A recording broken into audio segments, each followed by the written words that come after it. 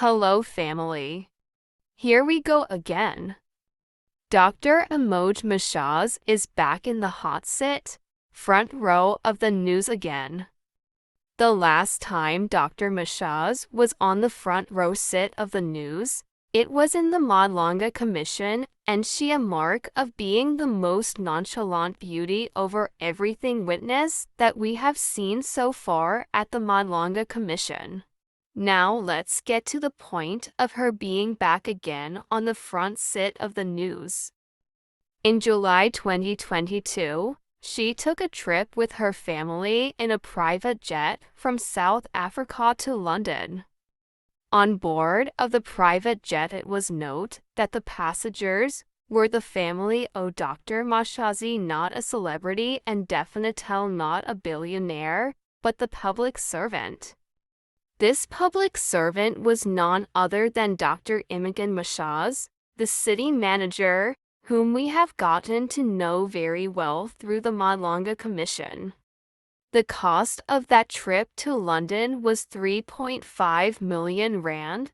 The question on everyone's mind is that how did she manage to afford this trip, which cost more than her annual basic salary? Dr. Mashazi says this was not an official trip, but a private social visit. She traveled with her husband and 2 other people. The aircraft that she took was a Dassault Falcon 900 chartered from local aviation firm Ekurhuleni, costing roughly 2.5 million rand. They stayed at the Corinthia Hotel. This is a boutique 5-star hotel with its own perfume. Talk about luxury and exclusivity, with a view of the River Thames and a quick walk to Covenant Gardens. The rooms at Corinthia Boutique Hotel start at around 15,000 rand a night, and they go up to 95,000 rand for a suite. So, the brewing question: who paid for all of this? Dr. Imogen Mashazi says it is not public fund. This led to the public outrage and the investigators seeking answers and clarity, as Dr. Mashazi was not just any official. She was entrusted with the public funds of more than 65 billion rand during her term as the city manager.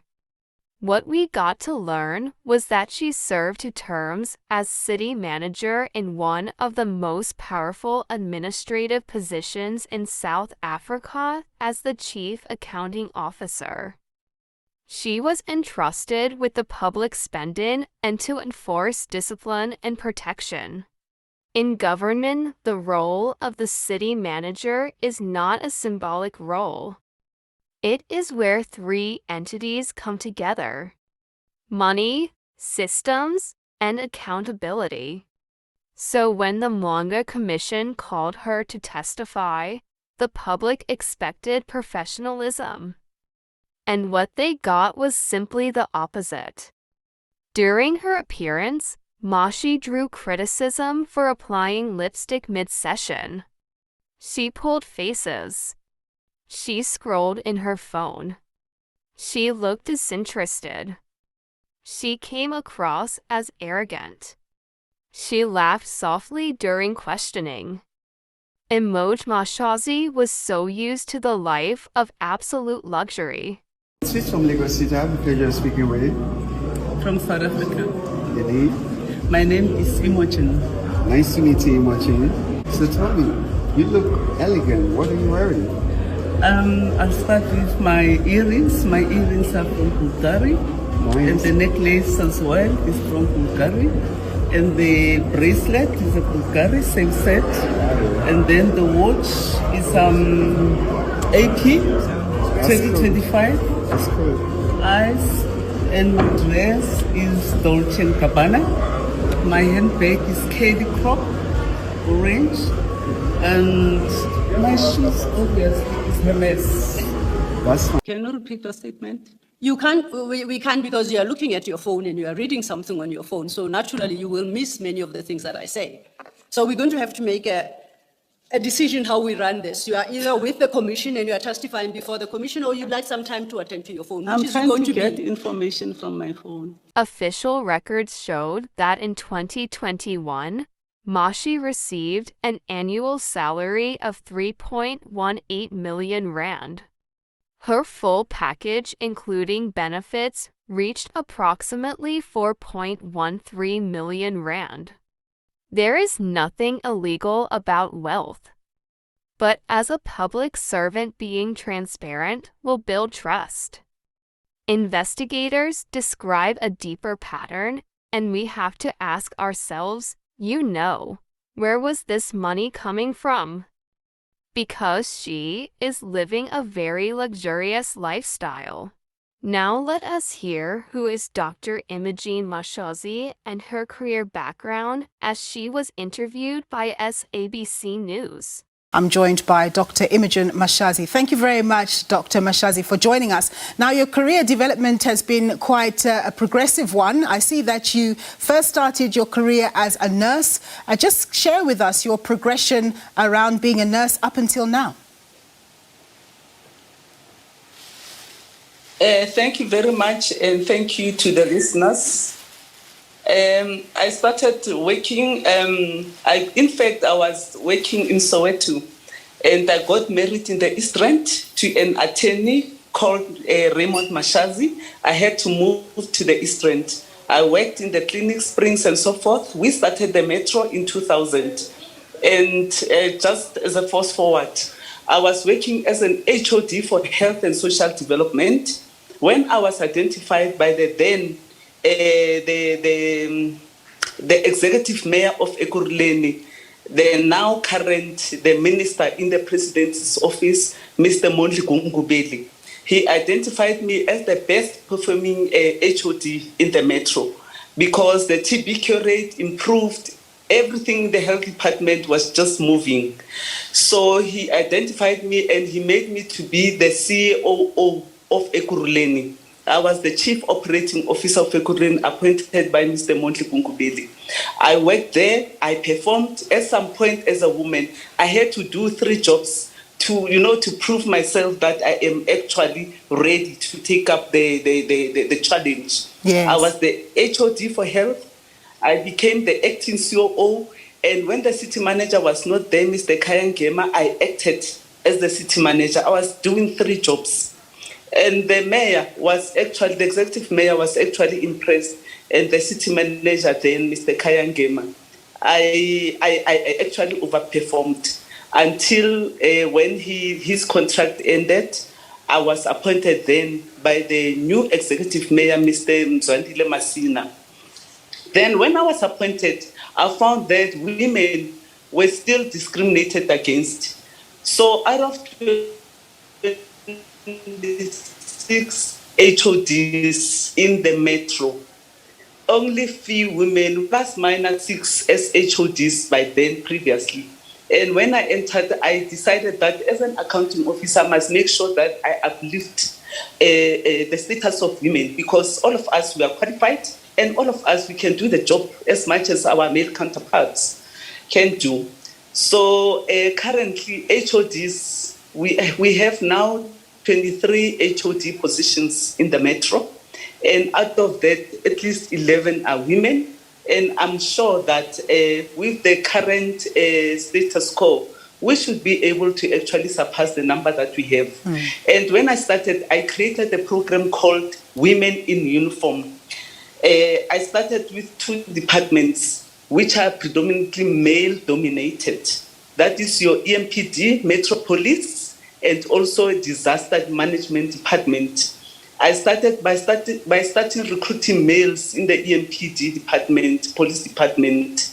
I recruited them, I created bursaries for them, I created programs for them to be able to progress and be able to actually challenge whatever position is actually advertised. Yeah. For them to actually challenge their male counterparts. So for now, I've appointed so many women. They are now inspectors, superintendent, chief superintendent. We also now have directors as females in those positions. Initially, it was males. And, in the police force, those males are very naughty. And the females, they were telling me stories, Mama, when you're supposed to be promoted, you must be in love with this one and so forth. I said, gone are those days. I called the HOD, the chief of police, and the HOD for DEMS. And I told them, this is my plan. It's a 5-year plan. And I can tell you now, I have achieved. You can every year we have a program. On the 12th of August, we have a final program on my 5-year program that I've created. Remember, our contracts as accounting officers is 5 years. You can do anything that you want to do within 5 years. But I'm glad that I've uplifted so many women. They are now educated. They're able to challenge. They now have experience. They can also challenge any position. And I want that at the end of my term, it's my wish, to be honest, that I should be replaced by a female. Dr. Mashazi. Notwithstanding that, we do have males that are qualified. But I'm grateful to the male politicians because they also played a part in my role and in my career. The Executive Mayor, Montle Gungubele, and Executive Mayor, Mzwandile Masina. Yes, I was going to ask you, Dr. Mashazi, whether you met with any resistance as you tried to transform the leadership at Ekurhuleni.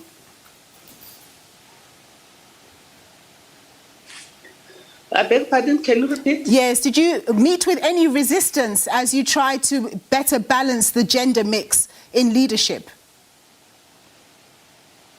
Yes, I did meet some resistance.